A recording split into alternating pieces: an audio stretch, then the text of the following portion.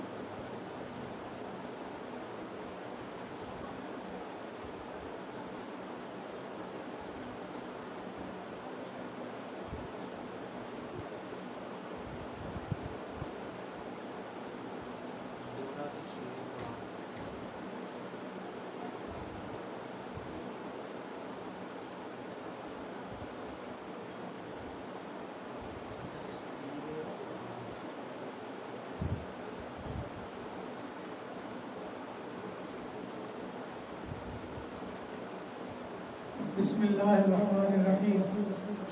سورہ اعراف کا اور سورہ انعام کا تعلق آپس میں دو طرح سے ہے۔ سورہ انعام میں اللہ تعالیٰ نے اپنی وحدانیت پر عقلی دلائل اور نقلی دلائل کثرت سے پیش کیے، جن کی تعداد تقریباً 25 کے قریب بنتی ہے، جبکہ سورہ اعراف میں صرف دلائل نقلیہ کو زیادہ توجہ کی گئی۔ دوسری بات، یہ جو سورہ اعراف اب شروع کی جا رہی ہے، اس میں زیادہ تر نقلی دلائل ہیں، اور نقلی دلائل سے مراد انبیاء کے تاریخی واقعات ہیں، جن میں سب سے مفصل واقعہ موسیٰ علیہ السلام کا ہے۔ دوسری بات، سورہ انعام میں شرک کی تمام قسموں کا رد کیا گیا تھا، وہ شرک عملی ہو یا شرک اعتقادی ہو یا شرک عقیدے میں ہو، جبکہ سورہ اعراف میں شرک کی وجوہات بیان کی گئی ہیں۔ ان وجوہات کی بنیاد پر شرک کا رد کیا گیا ہے، اور ابلیس اور اس کی ذریت جو انسانوں کی گمراہی کا باعث بنتی ہے، اس کی وجوہات بیان کی گئی۔ اس سورت کا یعنی سورہ اعراف کا جو خاص موضوع ہے، وہ 3 مسئلے واضح کرنا ہے۔ پہلے نمبر پر حضور علیہ السلام کے لیے تسلی کا نزول ہے، جس کا خلاصہ یہ ہے کہ اللہ کے پاک پیغمبر اللہ کی باتیں لوگوں تک پہنچانے میں جس طرح مصروف ہیں، آپ سے پہلے بھی بڑے انبیاء ہیں، جس طرح لوگ آپ کی باتوں کو پس پش ڈال رہے ہیں، پہلے نبیوں کی باتوں کو بھی ڈالا۔ اور دوسری بات یا دوسرا مسئلہ، اللہ کی طرف سے نازل شدہ باتوں کی اتباع، اور تیسری بات توحید کا اقرار اور شرک کا انکار۔ یہ چیزیں ہیں۔ خلاصہ اس صورت کا یہ بنتا ہے، اس صورت میں 3 مسائل پر تفصیل سے بحث کی گئی ہے۔ مبلغ کے تسلی کے لیے، اور اس ضمن میں موسیٰ علیہ السلام کا واقعہ تفصیل سے بیان کیا گیا، اللہ کی طرف سے جو نازل ہوا اس کی اتباع کے لیے، اور اسی طرح ابلیس، قوم لوط اور مختلف اقوام، انہوں کے ابلیس کے اتباع کرنے کی وجہ سے ان کا رد کیا گیا، اور تیسری بات توحید کا اقرار اور شرک کا انکار۔ اس ضمن میں صالح اور شعیب علیہ السلام کا تفصیلی واقعہ ذکر کیا گیا۔ تسلی کے لیے جو پہلا دعویٰ نازل کیا گیا، 2 نمبر آیت میں فرمایا فَلَا يَكُنْ فِي صَدْرِكَ حَرَجٌ مِّنْهُ لِتُنذِرَ بِهِ وَذِكْرَىٰ لِلْمُؤْمِنِينَ۔ آپ ان کو نصیحت کریں، اپنے دل کو تنگ نہ کریں۔ دوسری بات یہ ارشاد فرمائی، دوسرا دعویٰ اولیاء، اللہ کے سوا اوروں کو اپنا ولی اور معبود نہ بنا. اور اگر کوئی بندہ ایسے کرے گا تو فرمایا والوزن یومئذ الحق، اللہ کی طرف سے ترازو قائم کیا جائے گا، پورا بدلہ دیا جائے گا. اس کے بعد آدم علیہ السلام اور ابلیس کا قصہ بیان کیا گیا ہے. اور یہ ابلیس اور آدم علیہ السلام کے قصے کا مقصد یہ ہے کہ اللہ تعالیٰ کی طرف سے جو نازل کردہ باتیں ہیں ان کی پیروی کی جائے اور نازل کردہ باتوں کا انکار نہ کیا جائے. بالکل اسی طرح جس طرح آدم علیہ السلام کو اللہ تعالیٰ کی طرف سے رہنمائی دی گئی، ابلیس نے برگلایا، بالآخر جنت سے نکلے، دنیا میں آ گئے. اللہ نے فرمایا اما یأتینکم منی ھدی، جب میری طرف سے ہدایت آئے گی اس کی پیروی کرنا. اسی طرح اللہ تبارک و تعالیٰ نے تیسرے رکوع میں اپنی نعمتوں کا تذکرہ کرتے ہوئے انسانوں کو اپنے توحید کی طرف متوجہ کیا. اور اسی دوسرے رکوع میں تقریباً 29 نمبر آیت میں لوگوں کا شرک اور یعنی توحید کا اقرار اور شرک کا انکار. فرمایا قل امر ربی بالقسط، اللہ نے انصاف کا حکم دیا اور اسی پر قائم رہنے کا ہمیں حکم دیا گیا. اور عملی شرک سے رد کرتے ہوئے کہا کہ خذوا زینتکم عند کل مسجد، ہر مسجد کے پاس جب جاؤ نماز کا وقت ہو اچھی طرح سے عبادت کیا کرو. اسی رکوع میں آگے جا کر فرمایا وَلِكُلِّ أُمَّةٍ أَجَلٌ، ہر امت کا ایک وقت مقرر کر دیا، اس کے مطابق انہوں نے زندگی گزارنی. لیکن اگر اما یأتینکم منی ھدی، ہماری طرف سے اگر ہدایت آ جائے جو اس کی پیروی کرے اس کو تو غم نہیں ہوگا، اور جو نہیں کرے گا اس کو بھگتان کرنا پڑے گا. بلکہ والذین کذبوا بآیاتنا، جو ہماری آیات کو جھٹلاتے ہیں ان کے لیے تو اللہ تعالیٰ فرماتے ہیں اصحاب النار، یہ تو جہنم والے ہیں. اور آخرت میں جب اللہ کی بارگاہ میں جائیں گے جنات یا انسان ان کو جہنم میں ڈالا جائے گا. کلما دخلت امة لعنت اختها، جب بھی کسی گروہ کو جہنم میں ڈالا جائے گا تو جو ان کو رہنمائی کیا کرتے تم پر لعنت ڈالے گا. دنیا میں لعنت ڈالنا فائدہ مند ہے، آخرت میں کام نہیں چلے گا. ہم کیا کرتے ہیں کہ دنیا میں پرواہ نہیں کرتے.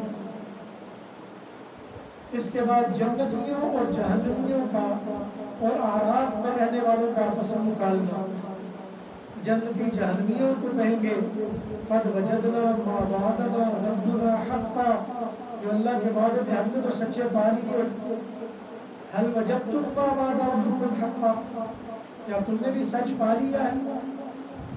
آگے پھر کہیں گے اعراف والے کہیں گے ما اغنى عنكم جمعكم وما كنتم تستكبرون، ہمیں تو یہ گروہ بندی کسی کام نہ آئی، تکبر کام نہیں آیا، تمہارے کوئی کام آیا ہو تو بتا دیجیے. جہنمی لوگ جنتیوں کو پکار کر کہیں گے ان افیضوا علینا من الماء او مما رزقکم اللہ، کچھ پانی ہماری طرف ڈال دو یا کوئی اللہ نے جو رزق دیا ہمیں بھی کچھ دے دو. مگر وہاں کچھ بھی نہیں ملے گا، وہاں شفاعت کام نہیں آئے گی. اللہ تعالیٰ نے زمین و آسمان کو پیدا کیا، پیدا کرنے کے بعد فرمایا الا لہ الخلق والامر، بادشاہی اسی کے ہاتھ میں. ادعوا ربکم تضرعا وخفیا، اسی کو پکارو. اس کے بعد نقلی دلائل کا تذکرہ شروع ہو رہا ہے. سب سے پہلے نوح علیہ السلام کا واقعہ ذکر کیا اور کہا کہ نوح علیہ السلام نے لوگوں کو اپنی قوم کی طرف بلایا اور قوم نے کہا اے نوح تو ہمیں کن باتوں کی طرف بلا رہا، جا اپنا کام کر. نتیجہ یہ ہوا کہ نوح علیہ السلام کو کشتی کے ذریعے بچایا، پوری قوم کو غرق کر دیا. ہود علیہ السلام کا تذکرہ کیا گیا، اور میں وہ کہا کرتے تھے بابا ہم تو بڑے دانا ہیں، یہ جو تم ہمیں جس اللہ کی طرف بلاتے ہو تم تو دیوانے لگتے ہو۔ اللہ تبارک و تعالیٰ نے ان کا یہ تذکرہ کیا، فرمایا وقت ایسا آ گیا وقع علیکم من ربکم رجس وغضب، اللہ کی طرف سے ان پر عذاب مسلط کر دیا۔ پھر قوم سمود کا واقعہ آیا اور ان کو کہا گیا بھائی انصاف کیا کرو، ایک دوسرے کے ساتھ ظلم و زیادتی نہ کیا کرو، ایک دوسرے کے حق نہ مارا کرو، اور میں تمہیں نصیحت کرنے کے لیے آیا۔ قوم لوط کا واقعہ آ گیا، فرمایا یہ جو تم ہم جنس پرستی کرتے ہو یہ نہ کیا کرو۔ اس کے بعد قوم اصحاب مدین کا واقعہ آ گیا جن کی طرف شعیب علیہ السلام کو بھیجا، یہ ماپ تول میں کمی کرتے تھے، ان کی تفصیل آ گئی۔ پھر شعیب علیہ السلام کے واقعے کے مختلف حصے بیان کیے گئے۔ جب شعیب علیہ السلام نے لوگوں کو سیدھے راستے کی طرف بلایا اور انہوں نے کہا یا شعیب الذین آمنوا معک من قریتنا، اے شعیب تجھے ادھر سے نکال دیں گے اگر تم ہماری باتیں نہ مانو گے۔ اسی طرح فرمایا وما ارسلنا فی قریۃ من نبی، ہم نے جس بھی بستی میں کوئی نبی بھیجا انہوں نے آ کر لوگوں کو سمجھایا، سیدھے راستے کی طرف بلایا، جنہوں نے ان کی بات مانی کامیاب ہوئے، جنہوں نے نہ مانی ذلیل و خوار ہوئے۔ اللہ تعالیٰ جس کو چاہتا ہے زمین کی وارث بنا دیا کرتا ہے۔ اسی طرح فرعون کی بجائے اللہ نے موسیٰ علیہ السلام کو زمین کا وارث بنایا۔ اللہ تعالیٰ نے پھر موسیٰ علیہ السلام کو پورا واقعہ جب ان کو فرعون کی طرف بھیجا، سیدھے راستے کی طرف بلایا، اور فرعون نے جادوگروں کو اکٹھا کیا موسیٰ علیہ السلام کو شکست دینے کے لیے، پھر پورا مقابلہ ہوا، بالآخر ہوا یہ کہ موسیٰ علیہ السلام کی لاٹھی ان کے سارے جادوؤں کو نکل گئی۔ بالآخر سردار کہنے لگے اپنی قوم سے کہنے لگے اتذر موسیٰ وقومہ لیفسدوا فی الارض ویذرک وآلہتک، کیا موسیٰ کو اور اس کے سارے قوم کو تم اسی طرح آزاد چھوڑ دو گے حالانکہ وہ تو ہمارے خداؤں کو نہیں مانتے۔ موسیٰ علیہ السلام نے اپنی قوم سے کہا استعینوا باللہ واصبروا، صبر کرو، اللہ سے مدد مانگو۔ اس کے بعد اللہ نے اس قوم پر مختلف قسم کے عذاب فرعون پر بھیجے، ان 7 عذابوں کا تذکرہ کیا گیا۔